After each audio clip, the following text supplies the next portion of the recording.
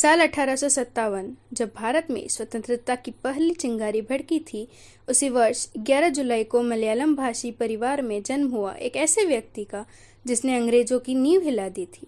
नाम था सर चेल्लप्पा शंकरन नायर। उनका जन्म मलबार जिले के मन्नार घाट में हुआ। वे एक तेज बुद्धि और पढ़ाई में होशियार छात्र थे। उन्होंने अपनी शिक्षा मद्रास क्रिश्चियन कॉलेज और मद्रास लॉ कॉलेज से पूरी की।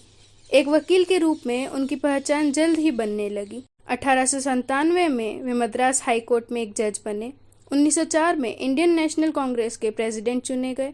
उस समय कांग्रेस केवल विचारों का मंच थी, पर शंकरन नायर ने इसे दबंग नेतृत्व दिया। वे भारतीयों को स्वराज और समान अधिकार दिलाने की मांग खुलकर करने लगे। 1915 में उन्हें वायसरॉय की कार्यकारिणी परिषद में शामिल किया गया, लेकिन जब 1919 में जलियांवाला बाग हत्याकांड हुआ और जनरल डायर को सजा नहीं दी गई, जब शंकरन नायर ने खुला विरोध करते हुए इस्तीफा दे दिया।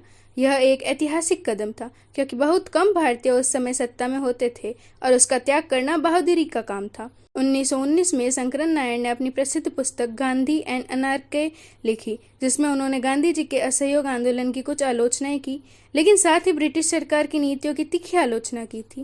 ब्रिटिश सरकार ने उनके खिलाफ मानहानि का केस किया, क्योंकि उन्होंने अंग्रेजों पर जलियांवाला बाग जैसे नरसंहार का दोष डाला था, लेकिन यह केस शंकरन नायर की जीत में बदल गया। उन्होंने अंतर्राष्ट्रीय मंच पर ब्रिटिश सरकार की पोल खोल दी।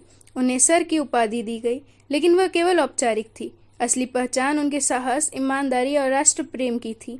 उनका पोता था विक्रम सेठ, जो एक प्रसिद्ध लेखक है। 1934 में सर शंकरन नायर का निधन हुआ, लेकिन उनका जीवन आज भी एक प्रेरणा है, एक सच्चे राष्ट्रवादी, न्यायप्रिय नेता और निडर योद्धा की।